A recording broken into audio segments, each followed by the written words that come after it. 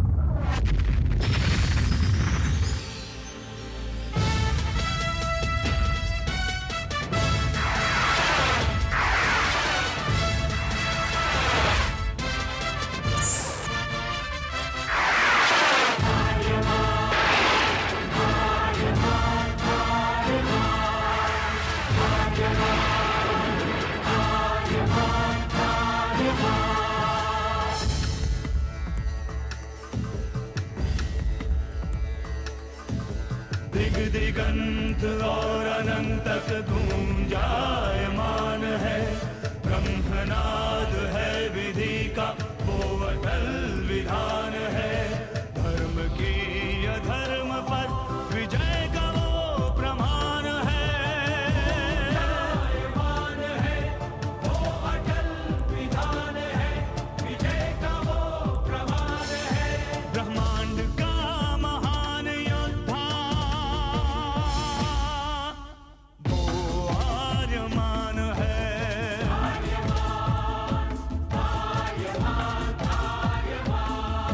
ब्रह्मांड का महान योद्धा वो आर्यमान है। आर्यमान है।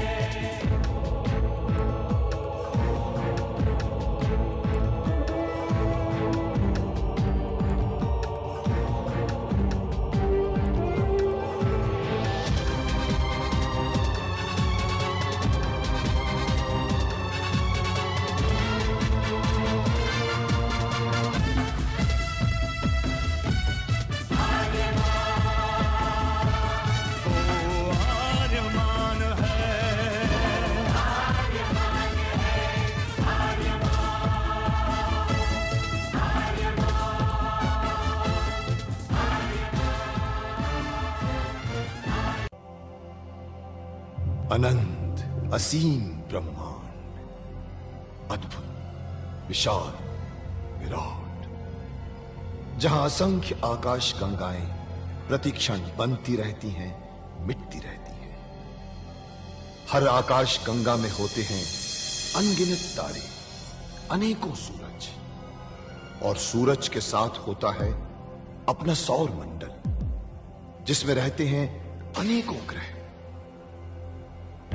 न जाने कितने सूरज चमके और बुझ गए, न जाने कितने तारे चमके और खो गए, न जाने कितने ग्रह, कितनी पृथ्वियां, कितनी सभ्यताएं बनी, बढ़ी और खो गई समय की इस अनंत धारा में। इन्हीं अनजानी परंतु अमर गाथाओं में से एक है महागाथा ब्रह्मांड के योद्धा आर्यमान की। बहुत समय पहले पृथ्वी से लाखों प्रकाश वर्ष दूर आर्याना आकाश गंगा में एक ग्रह था, थार।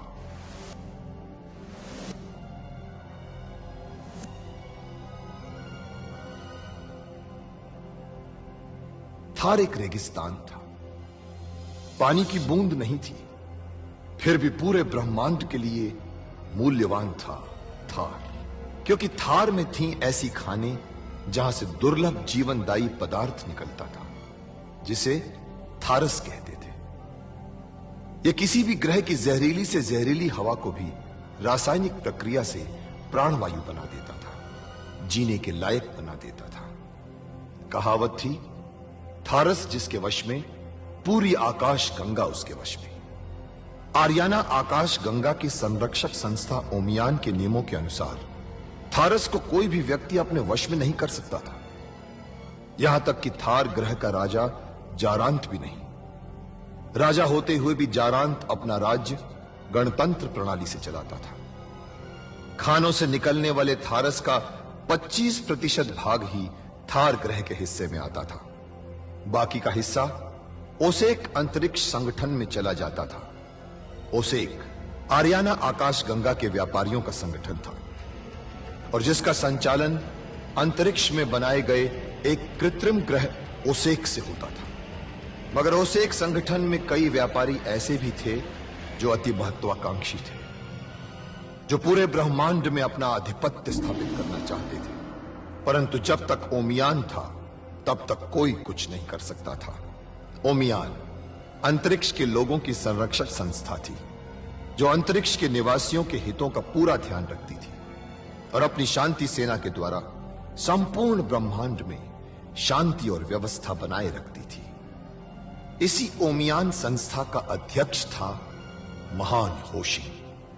होशिंग जिस ग्रह पर रहता था उस ग्रह का नाम था कुरुक्षेत्र, जहां आज छिड़ी हुई है एक महाजंग। मैं पूरी कोशिश कर रहा हूं महासामंत। संभावना कम है लेकिन कोशिश मैं पूरी ही कर रहा हूं। तुम्हारी कोशिश को पूरा तब समझूंगा जब ये जीवित रहेगी। लेकिन इन्होंने तो आपके साथ विश्वासघात किया है, आपके शत्रु की सहायता की है। तभी इसके पास वो रहस्य है जिसके लिए इसका जीवित रहना बहुत जरूरी है, क्योंकि सिर्फ यही जानती है कि मेरी बेटी कहां पर है। तभी तुम कुछ भी करो मगर इसे होश में लेकर आओ। जो आज्ञा।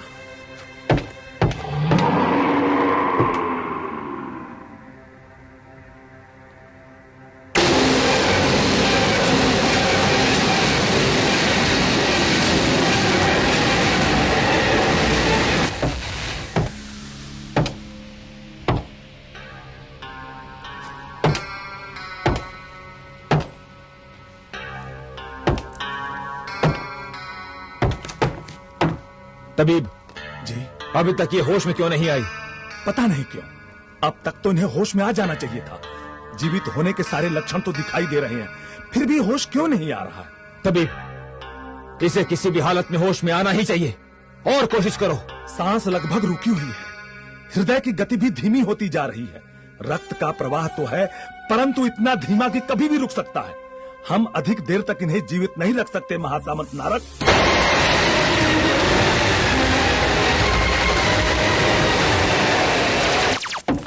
बधाई हो महासामंत नारक, बधाई हो।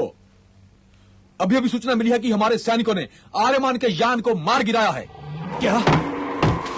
आर्यमान को मार गिराया? हाँ, मैंने उसके यान को जलकर भस्म होते हुए देखा है। इसके बाद तो उसका जीवित बचना असंभव है। बहुत अच्छे पूर्वक, बहुत अच्छे। अब ये कांटा हमेशा हमेशा के लिए मेरे रास्ते से साफ हो गया। तबीब जी महासामंत नारक, जितना जल्दी हो सके माया को होश में लेकर आओ। मुझे जितना उपचार करना था कर दिया। अब उन्हें होश में आने के लिए हमें प्रतीक्षा ही करनी पड़ेगी। ठीक है, आओ।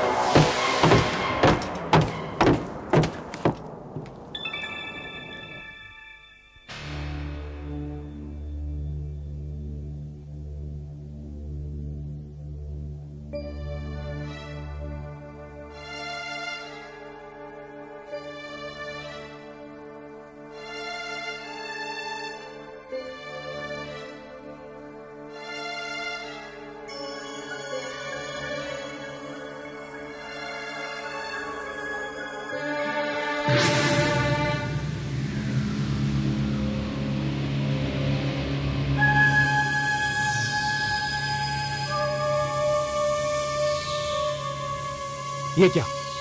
ये रोशनी की तरंगे कैसी हैं? तभी इसे पकड़ो और पता लगाओ ये कहां जा रही है।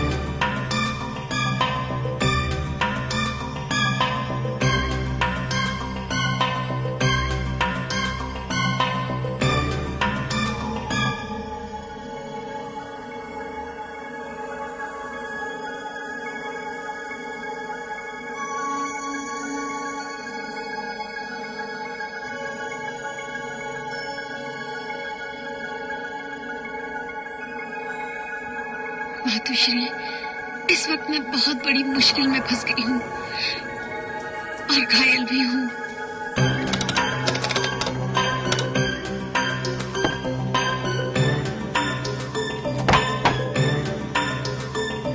महासामंत नारक, ये तो ध्वनि तरंग है। लगता है कोई अपना संदेश नहीं भेज रहा है। पूर्वक इन ध्वनि तरंगों को आवाज में बदलो और सुनो इन्हें कौन भेज रहा है और पता लगाओ ये कहां जा रही हैं। जाओ।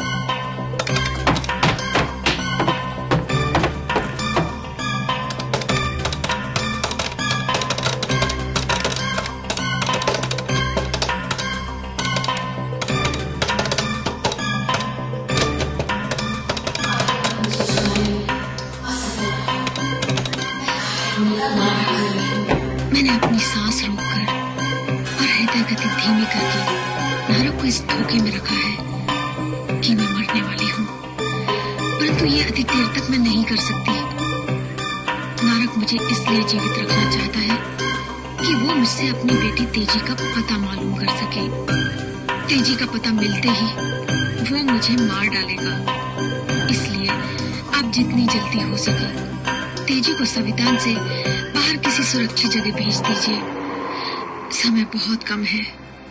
जब तक मैं बेहोश हूँ तभी तक मेरा और मेरी बेटी का जीवन सुरक्षित है। आप उसे जहाँ भी भेजेंगी।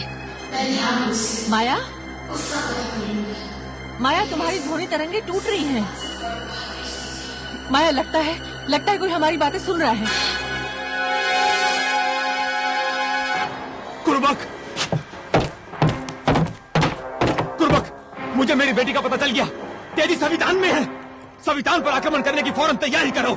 तभी जब तक मैं वापस ना आऊं, माया को जीवित रखना। उसका नाटक क्यों ही चलने देना। और जैसे ही तेजी मुझे मिल जाएगी, मेरा संकेत पाते ही माया को खत्म कर देना। जो आगे। आओ कुर्बक।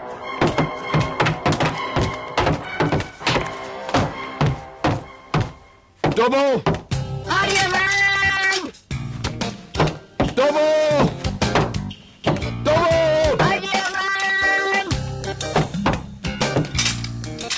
अरे ऊपर क्या कर रहे हो? नीचे आओ। नीचे नहीं, तो फिर कूद जाओ। बहुत ऊंचाई है, मैं कूद जाऊंगा। अरे कुछ नहीं होगा बड़े भाई, मैं हूं ना छोटा भाई। आओ आओ, कूदो कूदो कूदो।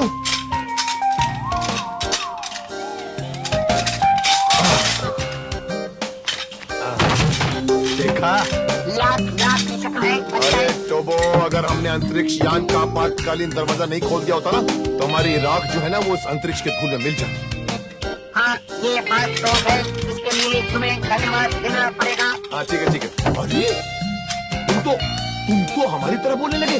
तुम्हें अब पता चला, मैं तो तब से बोल रहा हूँ। अरे मैंने तो ध्यान नहीं दिया। तुम मुझ पर कभी ध्यान नहीं देते। नहीं वो ऐसा नहीं है, लेकिन कब से बोलने लगे तुम? खदान से निकलते वक्त महाराज चारांत ने मुझे ठीक किया और आवाज दी। अच्छा, पिताजी ने तुम्हें ठीक किया? चलो अच्छा हुआ, ये तुम्हारी टीटी टॉटॉ टूटू से छुट्टी मिल गई। और तुम हमें माया को बचाने जा रहा है। आओ। यानी वापस मौत के मुंह में जाना पड़ेगा। माया को बचाने के लिए मैं एक बार तो क्या 100 बार मौत के मुंह में जाने को तैयार हूं टोबो। माया ने हमारे लिए अपने जीवन को दांव पर लगा डाला, तो हमारा भी फर्ज बनता है टोबो कि हम उसे नरक के नरक से निकाल ले चले। आओ चलो।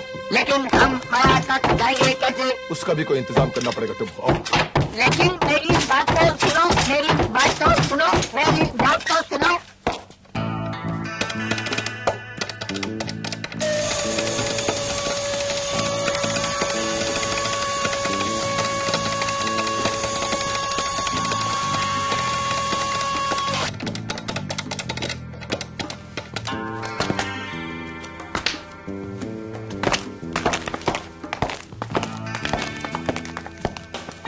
आओ टोबो, जाने का इंतजाम हो गया।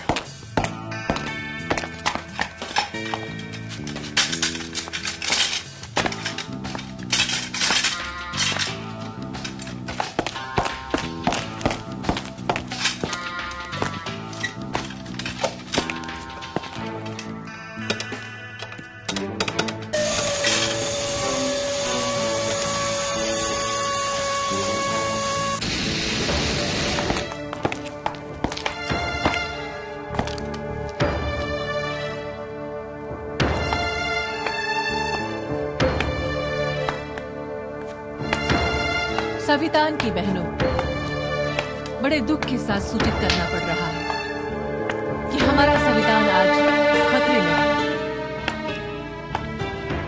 आप सबको इसके लिए पूरी तरह से तैयार रहना है कि यदि कोई खतरा आए तो उससे किस तरह से मुकाबला किया जाए। जय संविधान।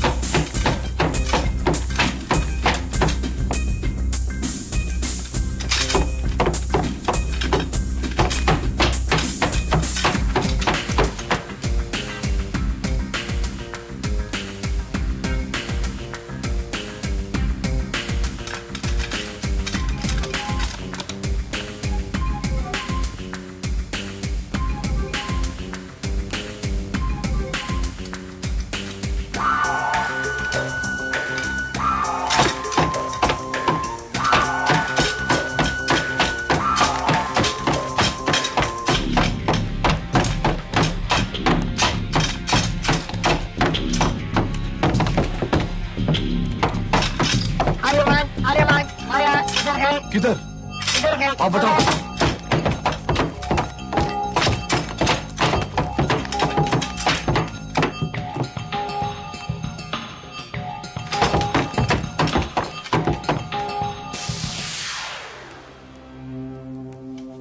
तो वो चुपचाप मेरे साथ चलते रहना। चलो।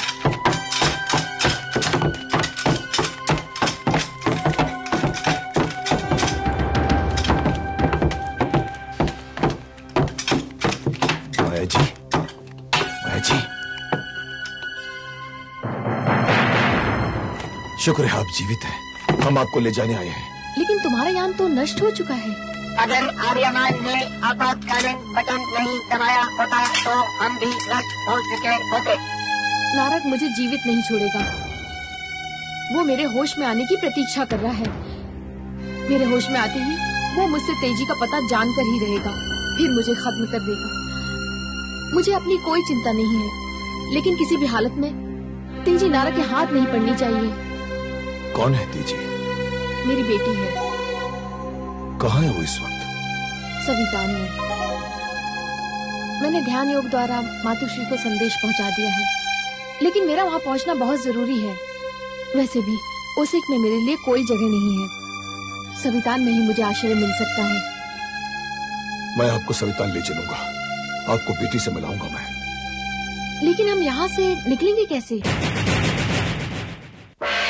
इससे क्या होगा?